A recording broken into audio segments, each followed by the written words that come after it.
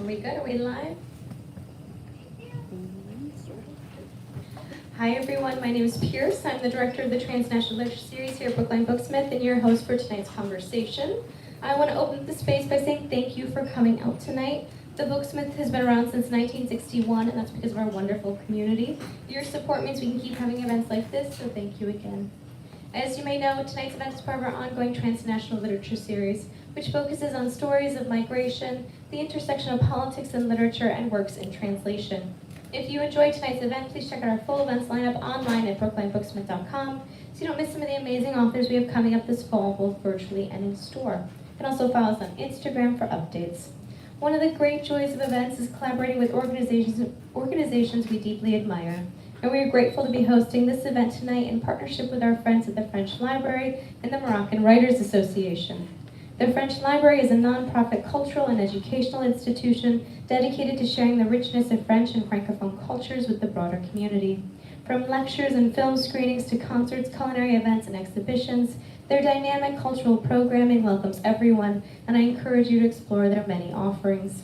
And the Moroccan Writers Association is a cultural organization dedicated to promoting literature and empowering Moroccan writers locally and globally. They organize workshops, festivals, and creative projects to foster a strong reading culture and literary excellence. And we're so grateful to have their support for this event and hopefully many more in the future. Toward the end of tonight's event, we'll leave about 15 minutes or so for an audience Q&A followed by a signing. We have copies of tonight's featured books available over at the register. And please take a moment to silence your cell phones. I think that takes care of the business end of things, so I'd love to tell you a little bit about our guests. Tonight I have the very great honor of introducing Abdellah, Taïa, and Benoit, Landon, here to discuss and honor the release of Living in Your Light, as well as some of Abdellah's other work like Salvation Army, which is basis for his first feature film. Abdellah Taïa is the author of several books, including Salvation Army, An Arab Melancholia, and A Country for Dying, among others. His most Prix Goncourt and won the Prix de Sambre. His first film, Salvation Army, was selected for the Venice Film Festival and the Toronto International Film Festival and received the Grand Prix at the European First Film Festival as well as the Sundance Institute Global Filmmaking Award. His second feature film, Cabo Negro, will be released in 2025. His short film, Cairo Streets, had been officially selected at the 2025 editions of the Locarno International Film Festival, the Toronto International Film Festival, and the New York International Film Festival. And that is a short version of his bio. And tonight's moderator, Benoit Landon, began his career in Paris, where he lived and worked for over a decade. Since moving to the United States in 2021, he has served as a librarian at the French Library, where he runs a monthly book club and hosts author talks. As a journalist, he focuses on contemporary literature, writing book reviews, and he has interviewed many award-winning authors. I'm so pleased to have them here together in conversation, and now Abdellah and Benoit.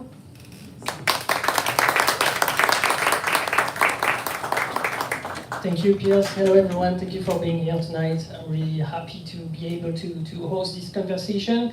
And thank you, Abdellah, for being here with us. We are going to talk about two novels tonight. And before this conversation, we are actually talking about the name, like novel. In this book, Salvation Army, the main character is called Abdellah, just like you. But you say you kind of change your process of writing after this one, and it's not actually your story in your novels. Can you elaborate on that? Well, hello, bonsoir, assalamu alaikum for those who speak Arabic.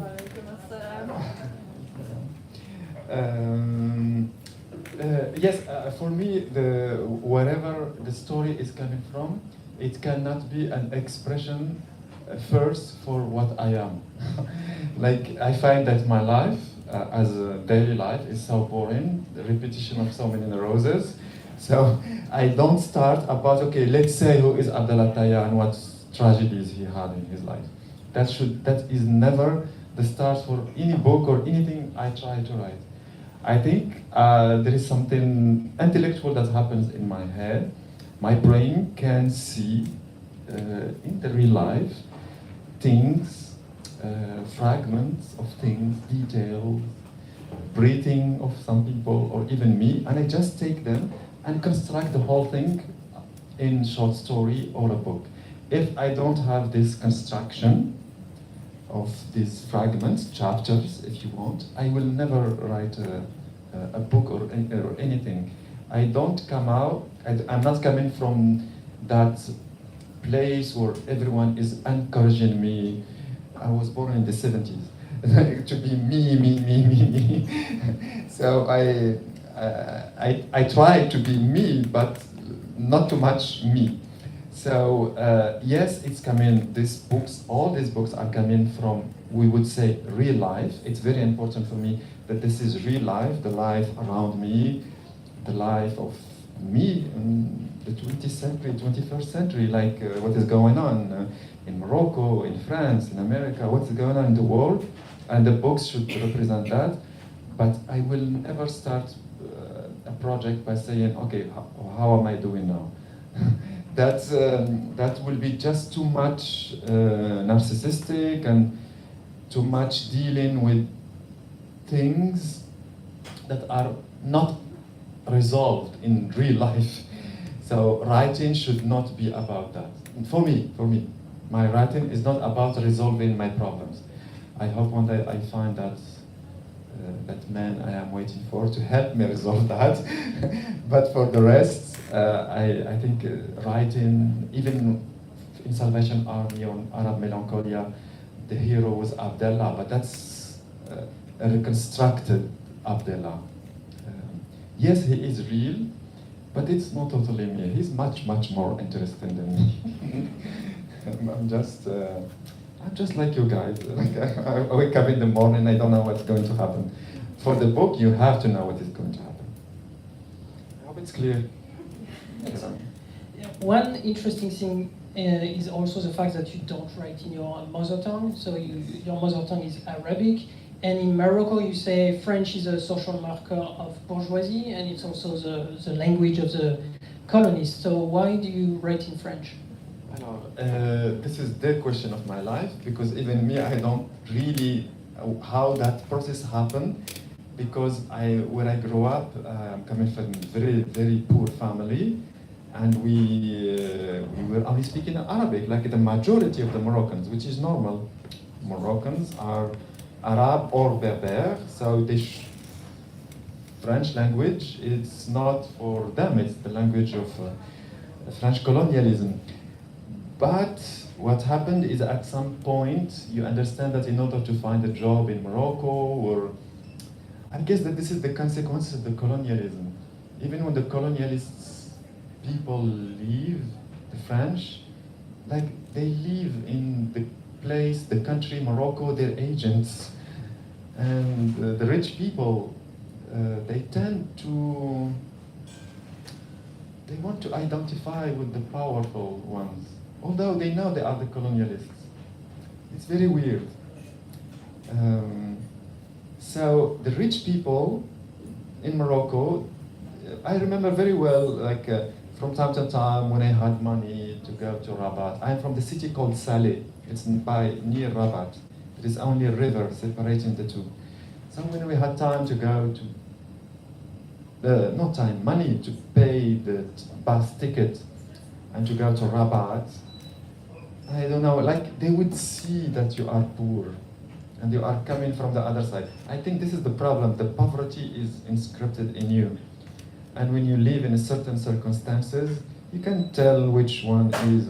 So they would start speaking among each other, the ones living in Rabat, in French, to exclude you. So this is my first meeting with French language, as a language that is excluding me, that will not be, there will not be a place for me there.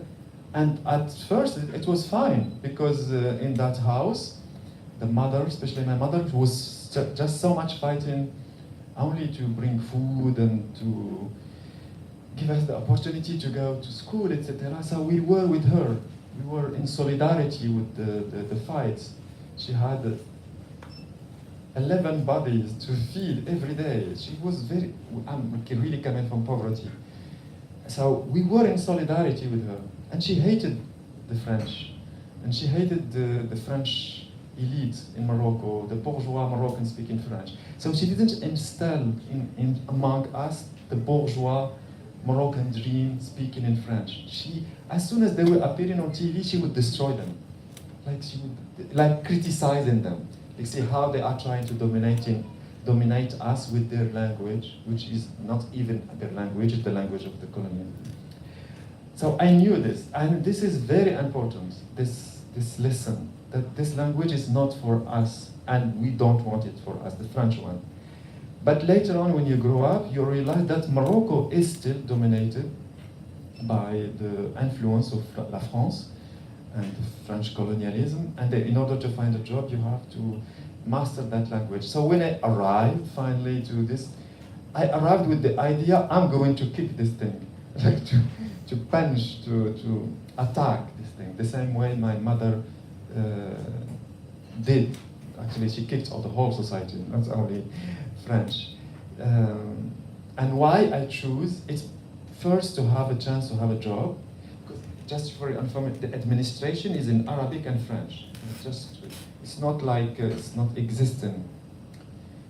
And plus, there is this idea that when you speak French, you are more modern and free and intellectual.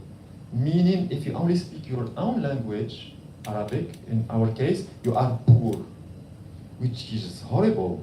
It's a social condemnation. It's like I tell you here, the Americans, oh, you speak only English. Well, you are poor because you speak only your own language. But yes, in the countries colonized, not only by France, there is always this idea that what you are is not enough. That your language is not enough.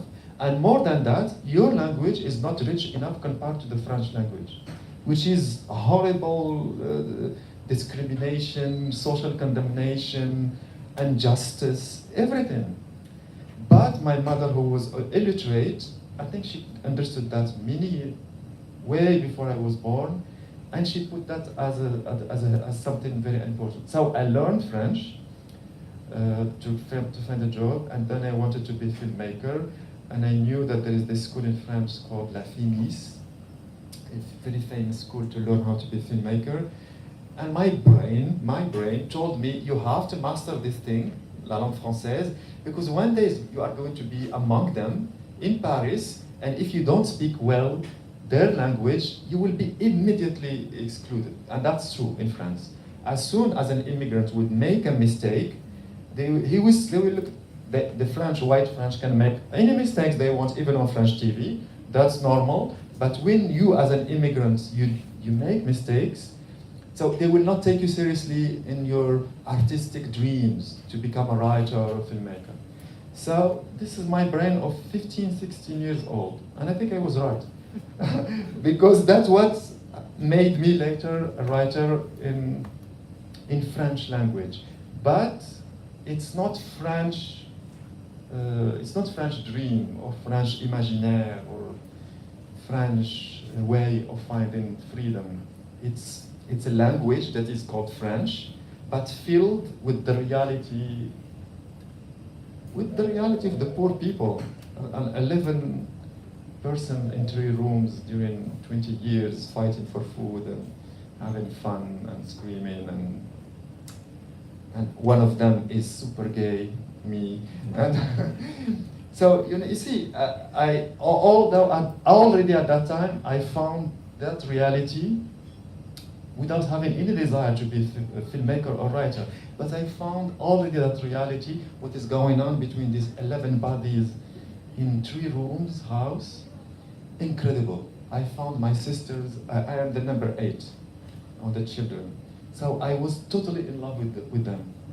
I found like the fact that they were born before me, 7 people, 6 sisters and a big brother, I was like science fiction. They found enough time to build connections between them, a way to resist to the society, a way to love, and the sisters, my 6 sisters, how to dominate the big brother and the father. The strategy is to not be these shameful women. I mean, they were like Nicki Minaj today, the singer, like shamelessly going for it. Sex, love, sorcery, and I was there as an assistant. and learning from them. I adore Nicki Minaj. I think Nicki Minaj is a writer. She is a writer.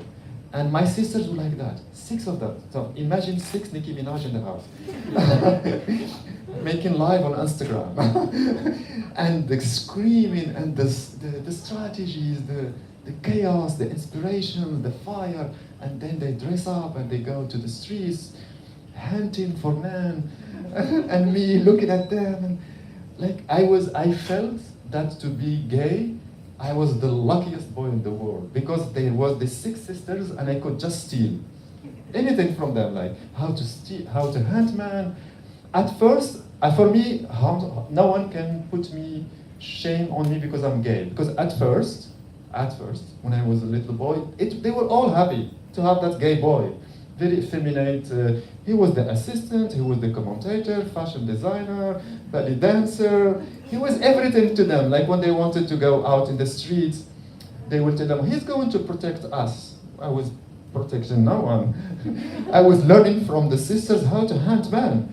And I found that incredibly courageous. Because this is not me hiding in books and doing the writer. This is reality with consequences. And women hunting men. It's like it's a reverse thing. And there were 6 of them. Well, I don't know why I'm telling this, but like I was all aware of that these things are incredible. And all my books, all of them that I wrote until today, are coming from this. Hunting man with the sisters, and the mother screaming over the father who doesn't want to be anymore a father. So the mother has to be the father and the mother. So everything was displaced, was not in the man. And everything was discussed with fire, with the live fire, well, the fire coming from life. Nothing was quiet or. It was incredibly poor, but at the same time, I think that was my luck to be there as a number 8 child. I want to go back to Living in Your Light, which tells 3 key moments of this woman whose name is Malika and is basically an alias for your mother. And the first key moment is basically the occupation of Morocco by France and some of the consequences, like the death of her first husband, who was sent to Indochina during the war. And my question is, I think you've been living in France for a while. What is your vision of the way we look back on colonialism in this country? Well, I think the French people, they think they didn't colonize the world. They think it's the past. They didn't do harmful things, they didn't kill people, they didn't steal. They were there to civilize the savages. And it's very hard to have this conversation like with random people in France. But at the same time, it's not me to teach to people how they should face their past and their colonialism. But I think it's part of the problem in general of many things happening today in the world, and fascism coming back again, and extreme rights. Because extreme rights is dominating in France. The teams, the political teams, the media, it's all extreme rights. But again, I don't try to explain this position to the French people, because I don't think writing should be explanative. Explanative. I think writing has to be a little bit mysterious, fragmented, and without an ending. Like you just cut and then go to something else. And it's like in real life. I don't think in real life the stories go until the end. Most of the time things stop and we don't know why, and there is no happy ending or ending like in movies, or usually it's something you live, that little thing, that little fragment represents something, represent many things. So the books, the writer has only to find that moment, those moments that represent something, and put them together in order to construct a book. Anyway, this book this was my real mother, Mbarka. In the novel, her name is Malika, but in real life, her name was Mbarka. She died in 2010, and during the funerals, after everyone left, I find funerals horrible because during 2 days you have to say nonsense things to people you don't know. And suddenly these people, they live, and you are with my brothers and sisters, and the father died many years ago, in the 90s. So it was the last moment when we were together, 9 brothers and sisters. And everyone was feeling that this is maybe the last time we would be all together. And that was truly the last time that all of us were together. And everyone started to say things like the others didn't know. My sister Latifa started to say this story about my mother that I cannot believe I did not know about that. The first husband of my mother, when she was still living in the countryside of Beni Mellal, in city in Morocco, the French people, this is the 50s, take that husband and obliged him to go to Vietnam, what we call Vietnam today, Indochina, and to do the war for the French people against the Vietnamese people who did nothing to him. So he had to kill these people, and he died there, and he's buried there. This is the 50s. And my mother, who had a daughter with him, the French people gave indemnities to the family of that man, her first husband, and that family took the whole money and the daughter, my mother's daughter, and they kicked my mother out. I was going to say the desert, like metaphorically. So my mother, when I couldn't believe that I lived next to this woman all this life, and I never had the curiosity to ask her questions about her life, what happened before. This is the egoism, selfishness of children toward the parents. I didn't ask, but it's impossible. This episode shows everything, the colonialism consequences on the life of someone. And that someone was my mother. How French colonialism destroyed her life, took away from her husband and the daughter, and she had to reconstruct the whole thing.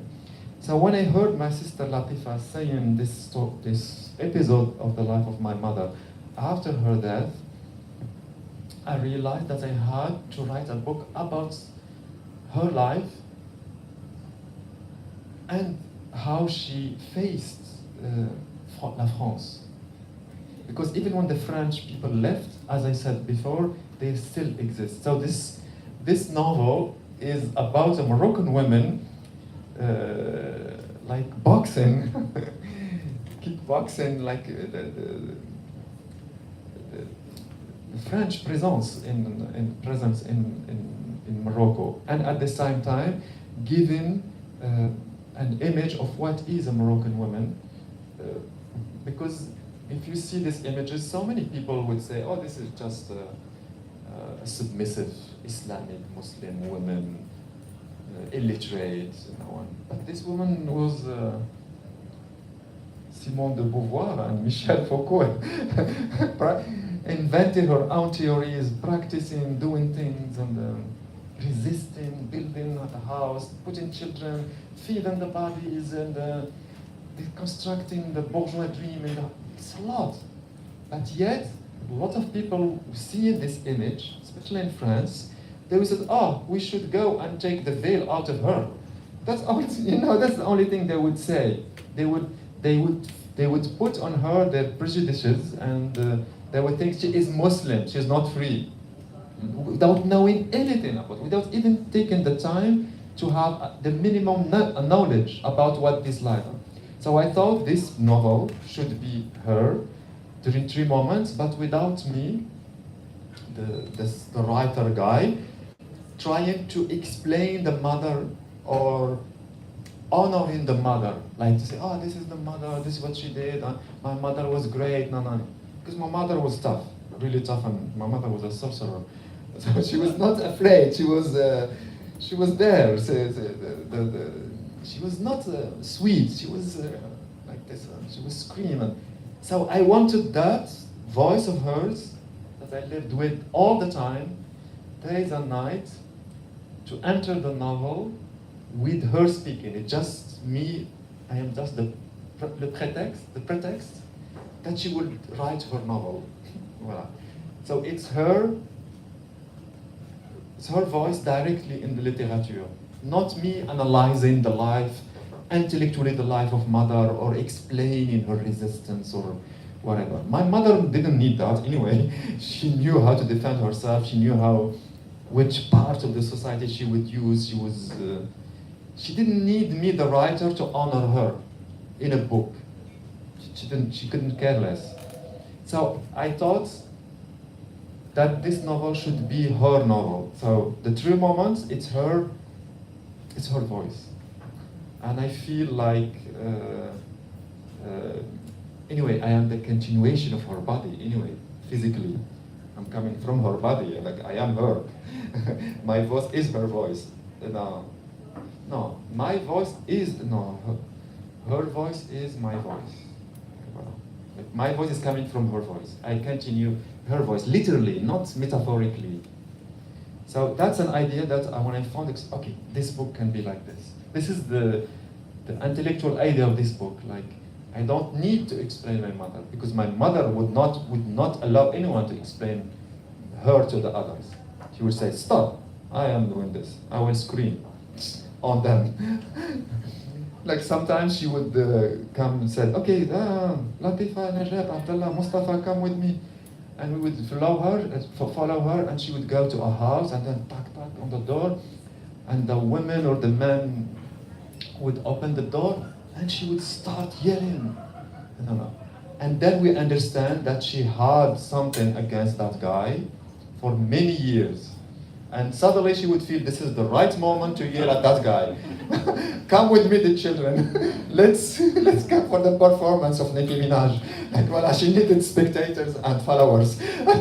So we were those followers and those. And she would no, and then she comes back to the house, very happy. You see, she was like that. She was not.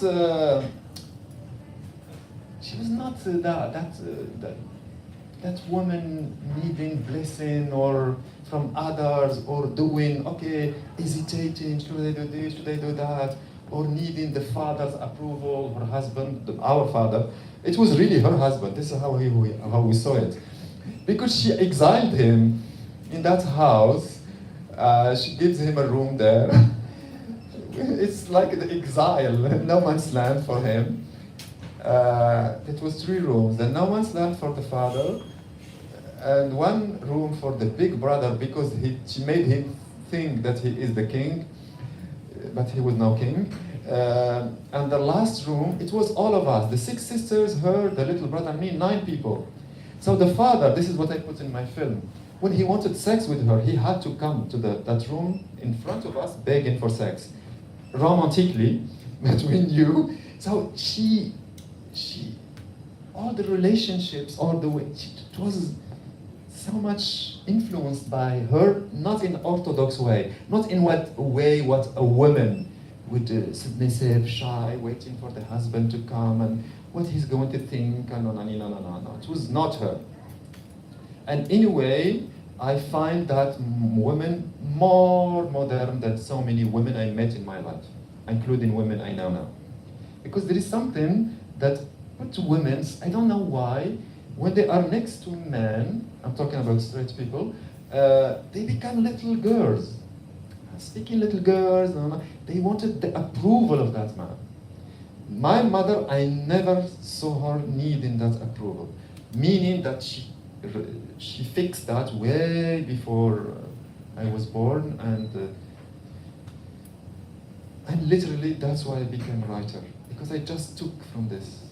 sometimes when to find the style of a novel or text, I just remember which neighborhood she yelled on and on what style. And le souffle, the breathing she used. That would be for me that's the style of writing for me. I would just connect me, the writing, to that thing, and the phrases will be writing, coming out of me in that, you understand? Because sometimes people think that the style writing is coming from imitating other writers, Virginia Woolf or Oscar Wilde or Marcel Proust. That will never be the case for me, because these writers did their own thing, own voices, own breathings in phrases and words that have nothing to do with my world. Literally nothing. Why should I imitate them when I have these 6 sisters and this mother? I feel like I am the encyclopedia of them. Like I just have to choose. I don't know if I answered your question, but... In a way, in your own way. You just said that your mom was a sorcerer, and that's something I wanted to talk about. In your book, there is this character, Monique. She's trying to hire one of the daughter, Khadija, and the character of the mom, Malika, she's really afraid. It's probably one of the only person she was afraid of. And so she wants to use sorcery against her. So I want you to read some of it in the book, and then we are going to talk about it.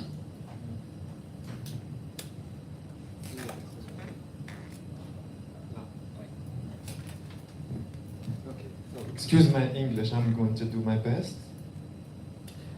You will go work in Monica's villa in the Orangerie neighborhood.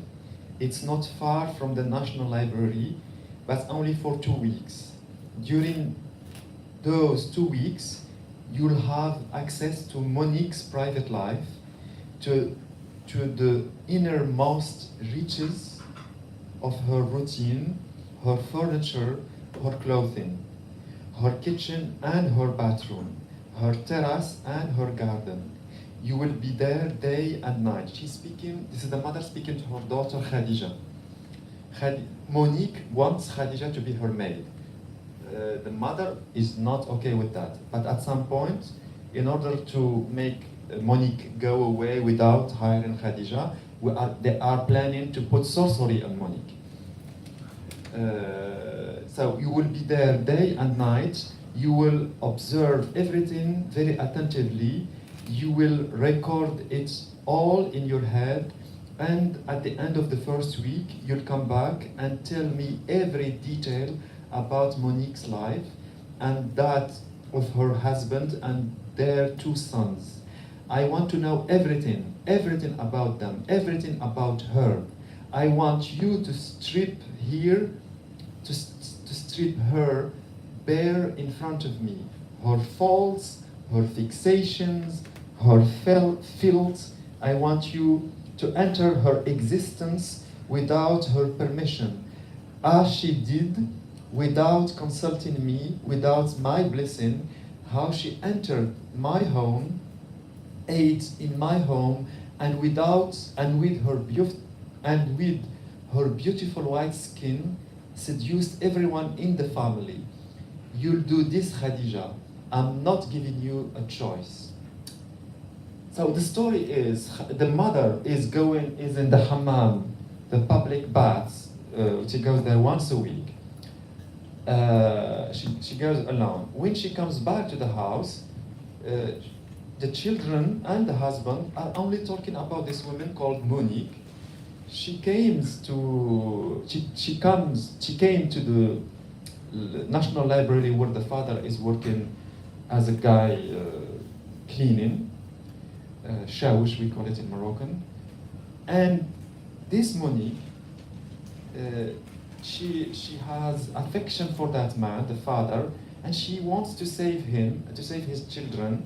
So she enters the house. They all fell in love with her.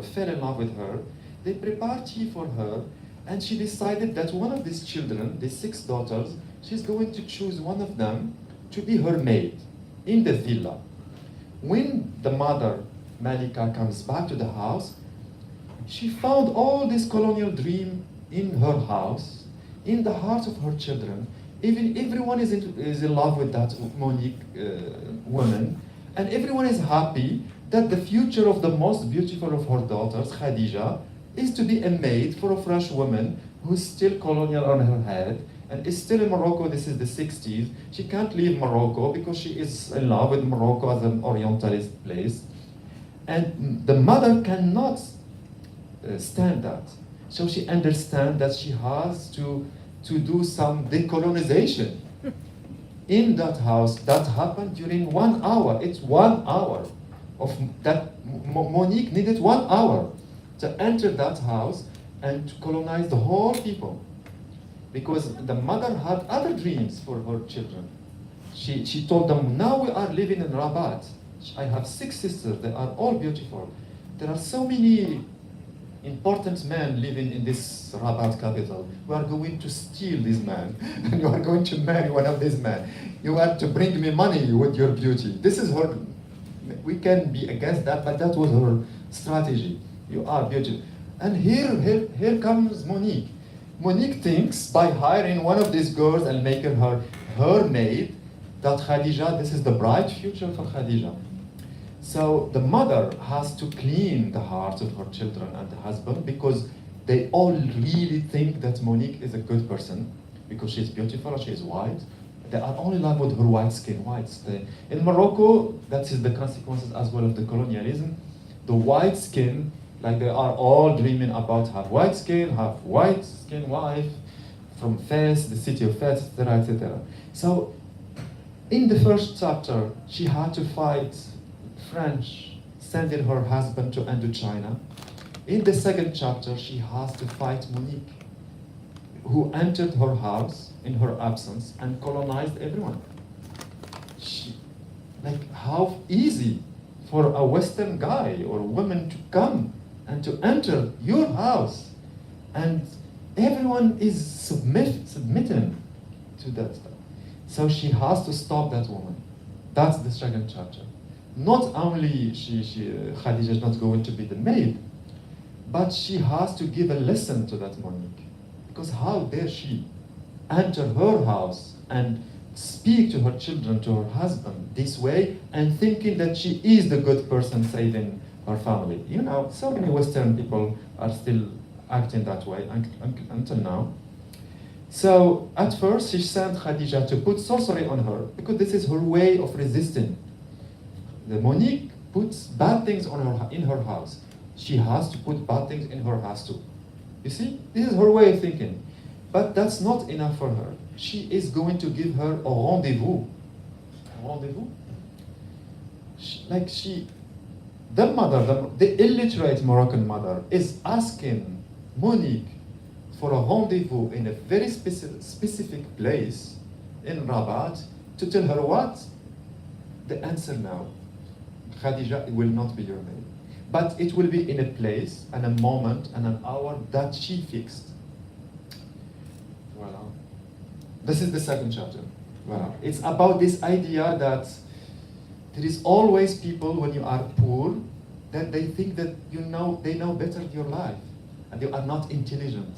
You don't have the sociological knowledge of the place where you live, that you are thinking and acting in the place where you. When they see a picture of mother like this, they will think, oh, let's go save her. Save her from what? Certainly from your ignorance about her.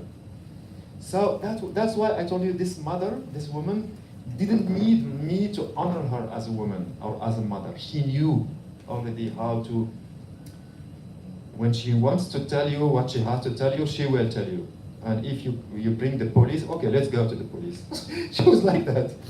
She was kind of fear, and it's true, she was illiterate. She was coming from, she was born in the 30s, but illiterate in her case means nothing. We tend to put on these people who didn't have chance to go to school or universities, our arrogance, because we had luck to go to university. That's all, period. There is no The other people have knowledge, truths, story, history, from the way they live in life. That's the biggest school ever, anyway. So I wanted her to be representing that and understanding what is colonialism and post-colonialism. Because this Monique, this is the 60s, after Moroccan independence. It's no independence anyway. But this Monique, because she was missing Morocco, she comes back in the 60s. Yeah, Morocco. I was born in Morocco. This is my country too. But when as soon as she comes to Morocco, it's like all the Moroccans are her servants. You see, and at the end of the day, she will come up as the nice person. You see what I mean? As the innocent one, as the one who wants to do good things for you. The mother knows that this is we want no good from you. So I wanted my mother to represent all these issues that are still discussed until today in Cambridge and Harvard and NYU and La Sorbonne, but represented by someone that has the knowledge from earth, from life, and that knowledge is, for me, is way bigger than what I studied in university. I hope you agree with me. One thing I wanted to talk about also is the violence we find in your books, and against teenagers, against like the general violence in the society, especially against homosexuality, and you tell about this in both of the books, but there is hope in your book, and I was wondering what is the hope for a young boy like you were, except being like an artist like you did. Well, as I told you, in this world there is not only me, the guy. So the world cannot be only about me. So, and the writing should definitely not be about me, the gay experience. The gay experience has to be, in my opinion, and this is my whole project, to be next to my mother, my sisters, and neighborhood, and next to the other immigrants in France, because I've lived now 25 years in Paris. So I never again start with the idea, okay, let's just write about the gay experience. Because when I was little, there was no other place to go to anyway. There was no gay ghetto, no gay identity, no gay thing. So the only knowledge is to be close to those people who you think they love you the same way you love them. So they didn't love me the same way I loved them. I think I was more a big fan of them than... But as I told you, they were Nicki Minaj. So it's impossible not to be a fan. I was a fan of them. I was a fan of my mother, of my sisters. I was in love with my big brother because I wanted to be him. So, but they didn't reciprocate for the gay boy that I was. They didn't protect him. So I think the violence is there in that non-reciprocate love.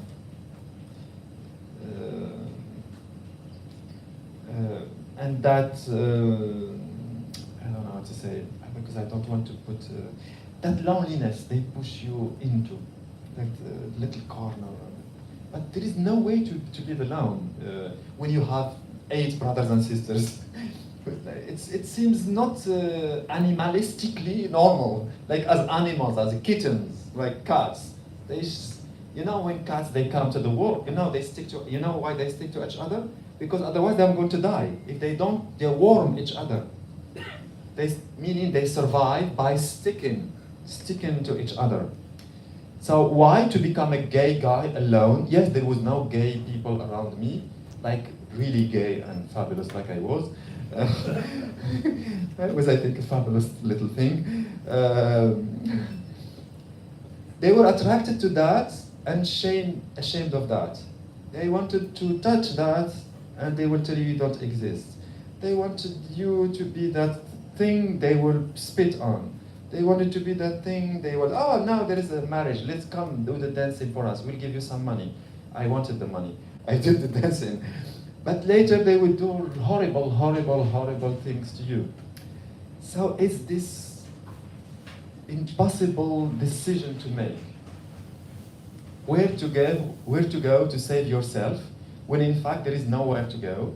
and where there is no desire to leave these people. Because why to live? I don't think that's a project to be alone and to survive alone. Survival is with others, whatever the others are. I thought that the super gay in me is clever enough to change their mind, to mesmerize them, to enter their heads and hearts, and that's what I thought, and I think that's what I did. So violence starts for me there. But again, the violence is not only in that space, when I lived in Morocco. Violence is in Paris, in France as well. As soon as you arrive to Paris, there's a Muslim Arab. And they are waiting for you to make your first mistake in French to disqualify you. And that I remember so well. I was speaking so much about Michel Foucault and François Truffaut and all those big names just to make them know that I know this big. You see, to show off with this. Today I find that stupid. It's just the appearance of things. It's not profound or anything. I think violence is in my books, yes, but it is unfortunately something that human beings love and do to each other, and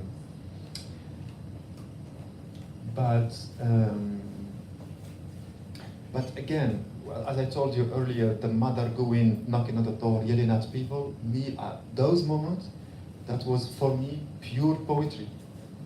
It was not my mother doing crazy things or strange things. For me, it was poetry, beautiful things. I was not ashamed. You see what I mean? While describing all these things, there is, I hope you would agree with me, there is always something poetic that comes. But not poetry calming, nice. Poetry can be non-stop fire. We are going to take questions from the audience now. I had so many more questions, but you answered most of them. Okay, coming right round.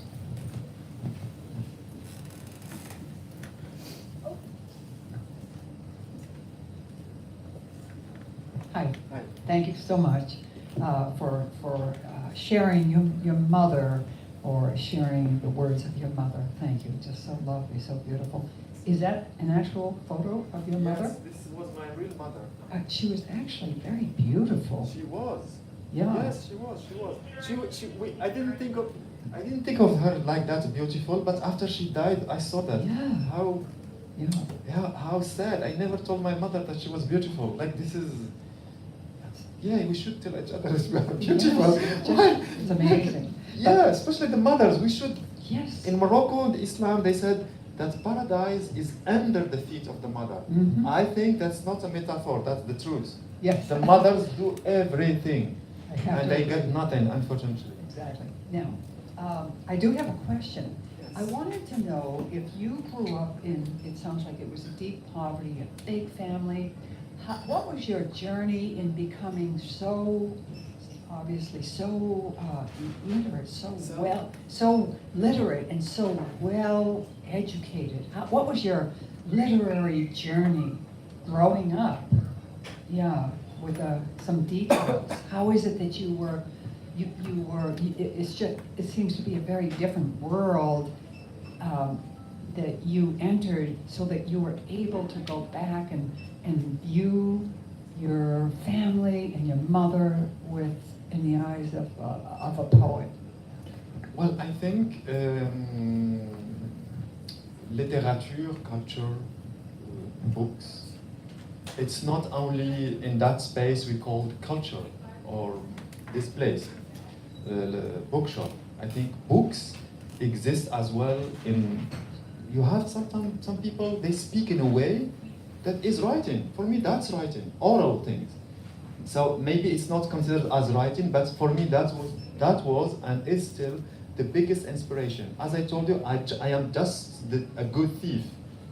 I just paid attention to them. I was in love with them. I was truly in love with them. And I consider myself what you said, that thing, me in literature, started there. Not because I went to school and I studied literature in university, French literature, because I consider the studies, it just gives you the tools to express something that is already in you. It doesn't reveal or make you more intelligent, or it gives you tools, how to construct, how to do, but that's just tools. If you use them only as tools, it's going to be empty, theoretical.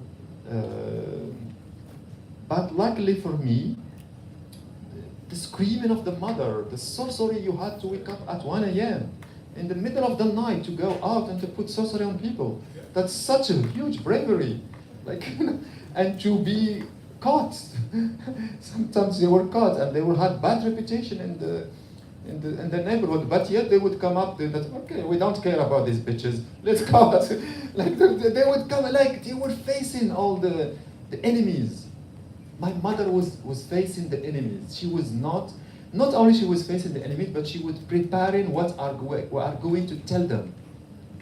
We were rehearsing, literally, when the family, for her, all the other family members were her enemies, with many levels, in level 1, level 2, level 3. So when enemy level 3 comes in the house, my God, it was like a play. What to say, what not to say, what to do, no. And when they leave, we had to cleanse the house. She was sure they put on us sorcery in the house, as she used to do herself to the others.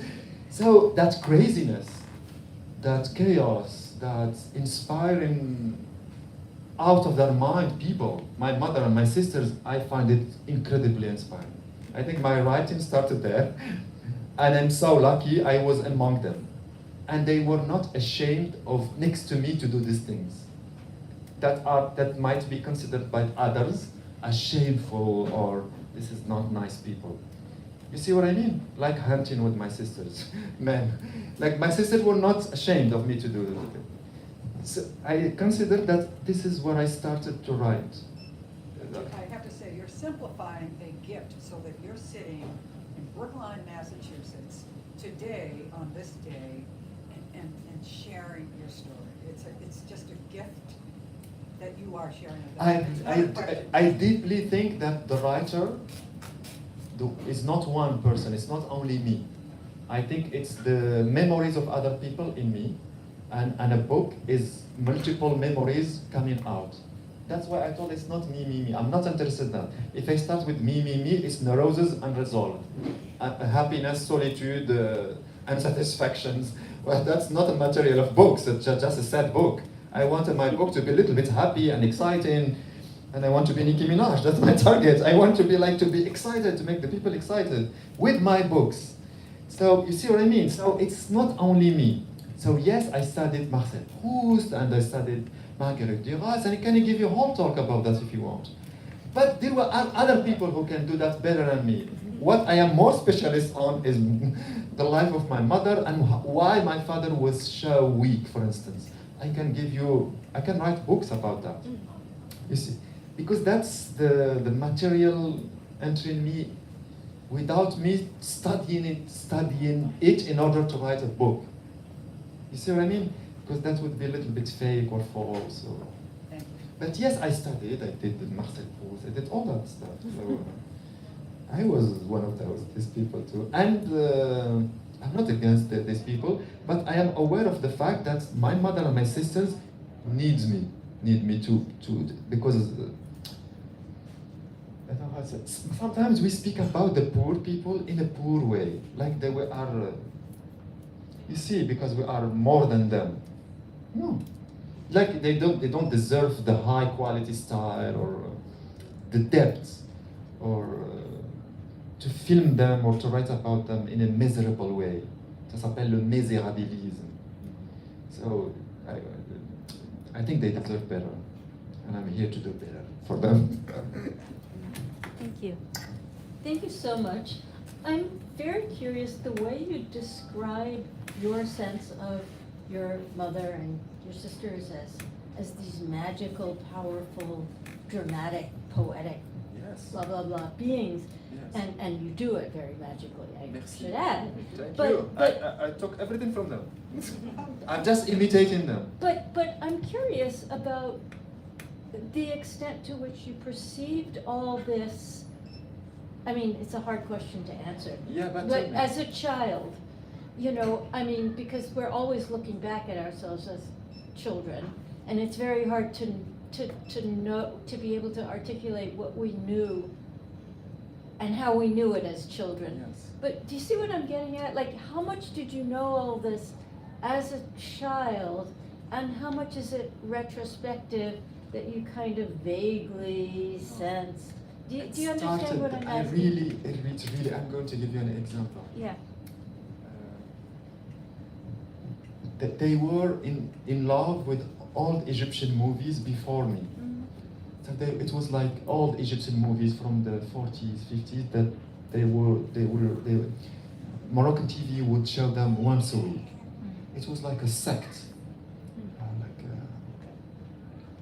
They knew the name of the actresses, the sisters, and they were waiting for l'apparition, the appearance of these images in black and white on Moroccan TV. I just wanted to enter with them that. I remember that very clearly.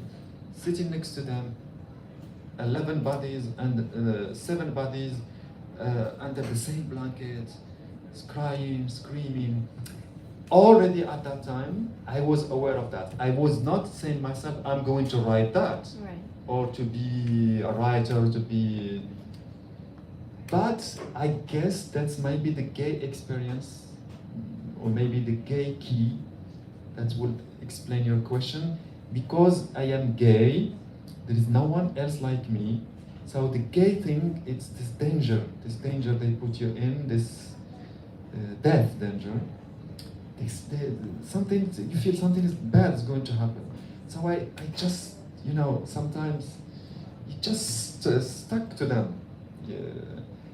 This attachment to them, I think, make me my memory to learn more and to engrave those things in my head more. And I remember as well in high school, I was only 14. The girls in my class, only the girls, not the boys. We were only 30 students, maybe there were 20 girls. Every girl had a book note, a personal book note, and the girls, they would exchange these book notes. So each girl was writing something for the other girl, personal, poetic, images. I wanted to be there. I joined that club among the girls. I think I start, you see what I mean? It's this idea of attachment, attaché, to stick to the tree, to them, to refuse the loneliness, the abandonment that is already programmed for someone like me. You see what I mean? As because I'm gay. They were, at some point, they will be ashamed of me because they were going to get married. Their husband, that's what happened. When the sisters got married, that was all over. Because suddenly the husbands and their families, they're there, you have a gay son. Oh, and suddenly they started to have ashamed of me. But even when that happened, I am still the memory of that time before they got married. You see, that's what I told you, the book is the memory of all these things. Including some memories some people would not admit today, because when they get married, they got controlled. When they were in the house, they were not controlled. As soon as they were with one husband, it was over. So one man, okay, and his family. Anyway, yes. Thank you for the question.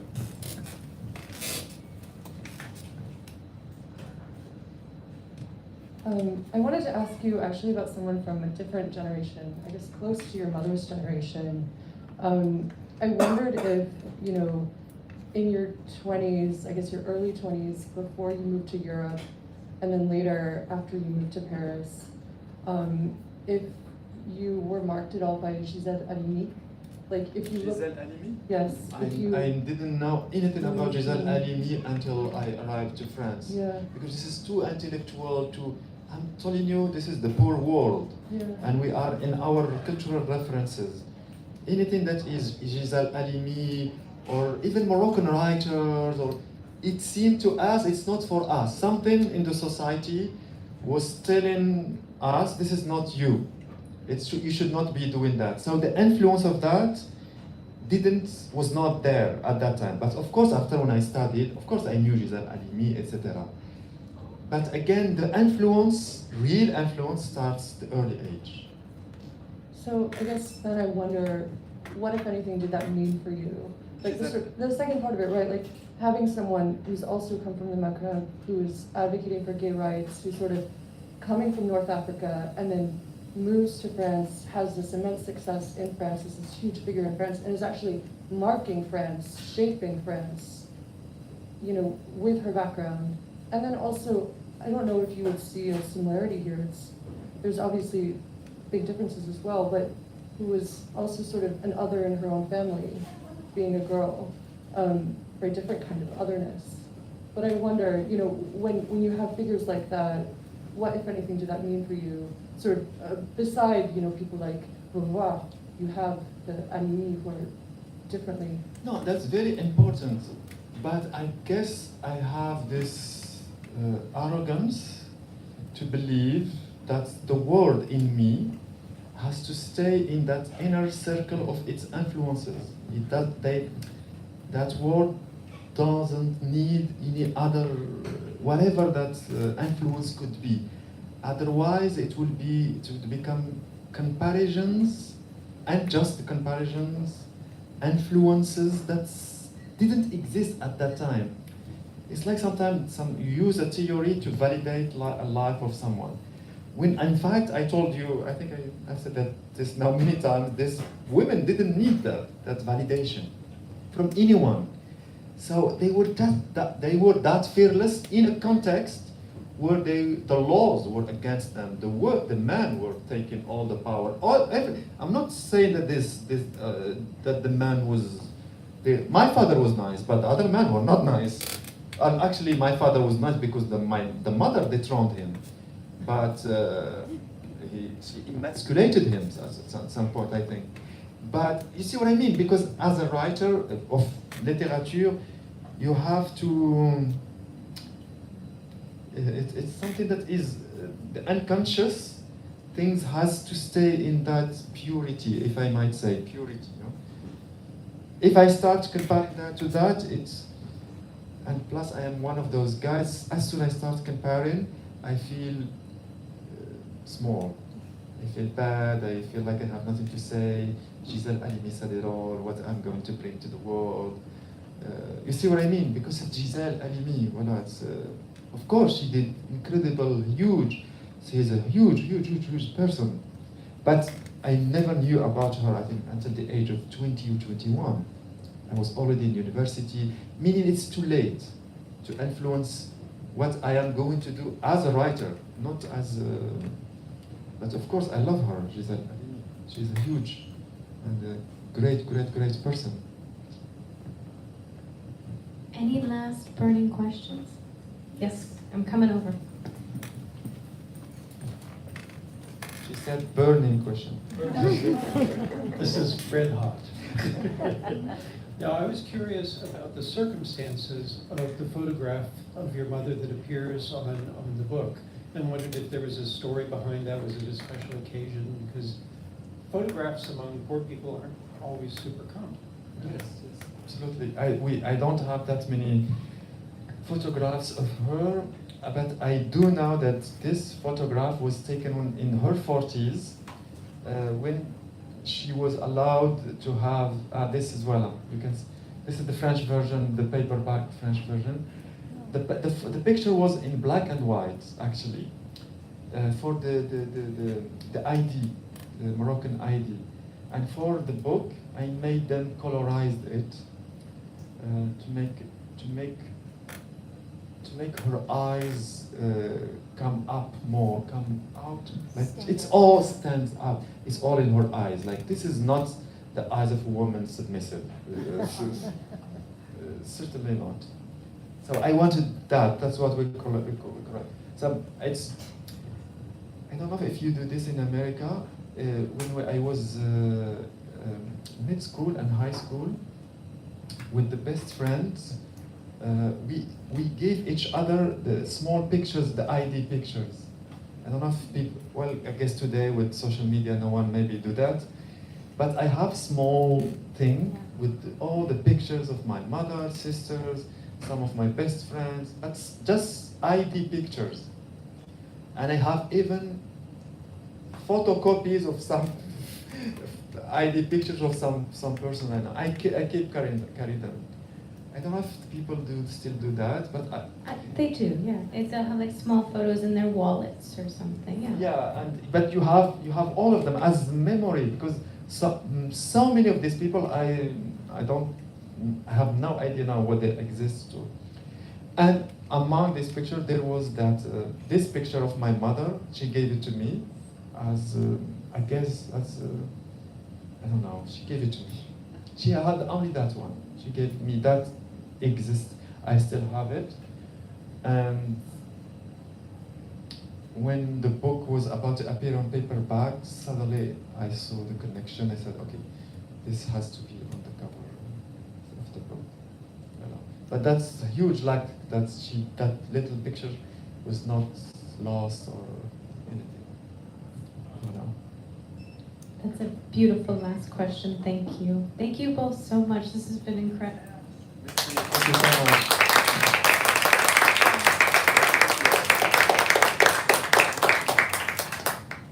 We have books in the back. We're going to do a signing. Abdellah's going to come over here, and the signing line's going to come along this way. We also have some wine and a non-alcoholic rosé.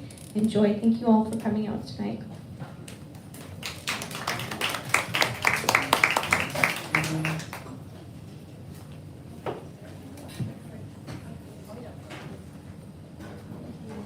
Yes. On the weekend. Oh, you can see it. Yeah. Oh, Albertine. Yeah. Yeah, you can see it. You can find it. Thank you.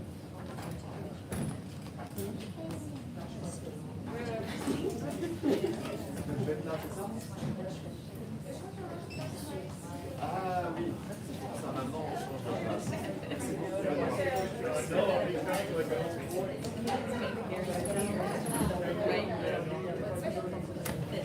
on change de place.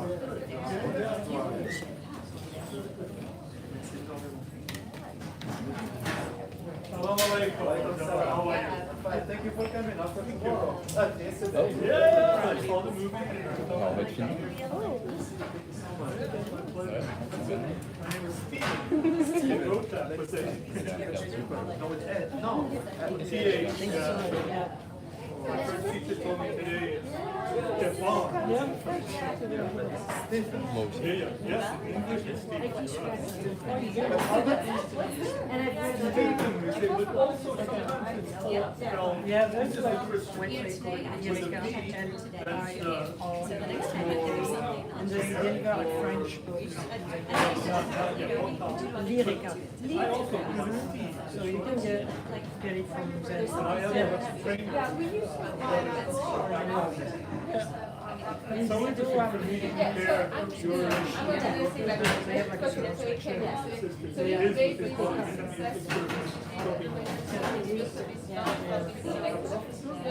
Yeah, but really, Pardon me? yeah. ESL, Princeton University. But I've done many I didn't want to say it wrong.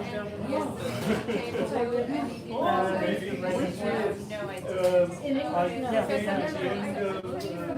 finished an English degree in Rhode Island, and I went September of '77. No, that's a book I wanted to tell you about the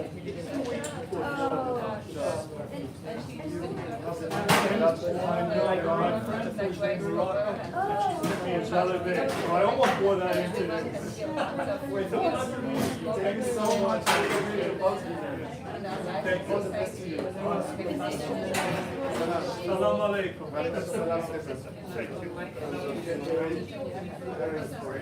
Hey, no, it's nice, Benoit. You did a great job. Thank you. All right. And it's very, I think it's very interesting, like to also have this question. You guys are from the first day.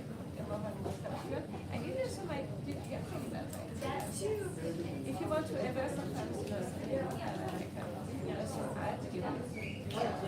yes, it's great. So that's Thursday, and I'm very excited about it. It's been a while. And actually, I heard about it from a friend in Paris, because she has a book coming out in French last year. So much.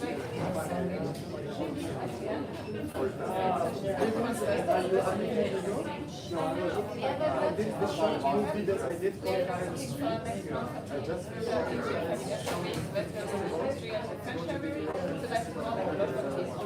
yeah, so I'm doing all that. And this year, next year, we publish in English my novel.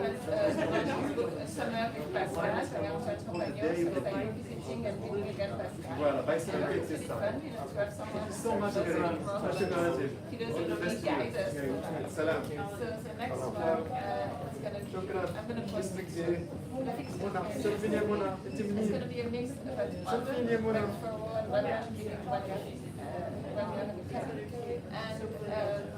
French, Sylvain Tesson.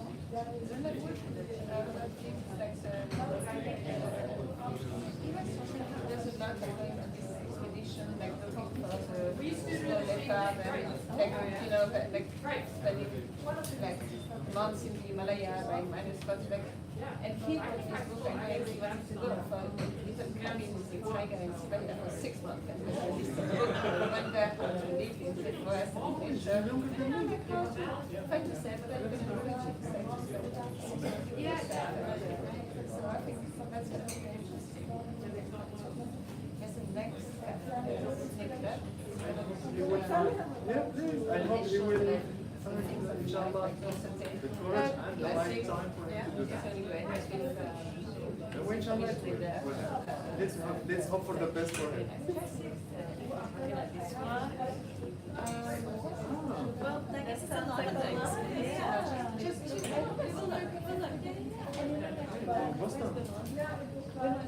So it's in French. Great. You speak to class. Not everything in class, I'll get myself there, you know, look at the habit of going. But a book club would be, it would force me to read more. I do need to Bien sûr, read I give you my email address. right? Avec plaisir, of course.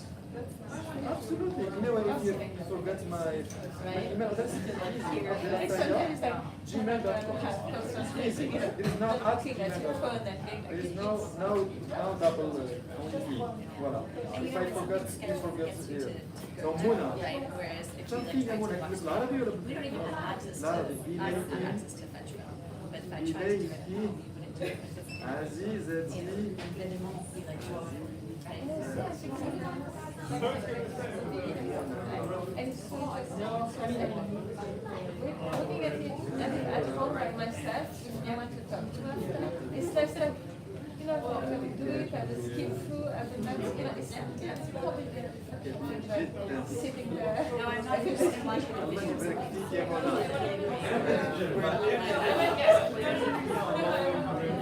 Thank you, I'm sorry, I just wanted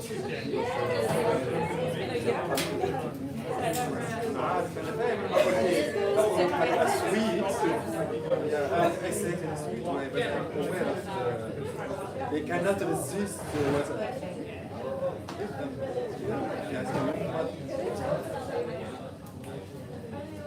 هو لبناني كمان اقرأي إليك عزيزتي منى هذا الحب الكبير جدا سلام جميل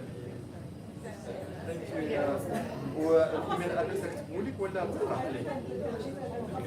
ايزي سلام كبير ليك ولاخيك ولعائلتك ونبقاو الاتصال حاعملوك زوم جريت بليجر والله العظيم سلام باي باي مع السلامه ايوه ça va ça va oui ça va merci d'être venu thank you for coming which country I know, we're like every time.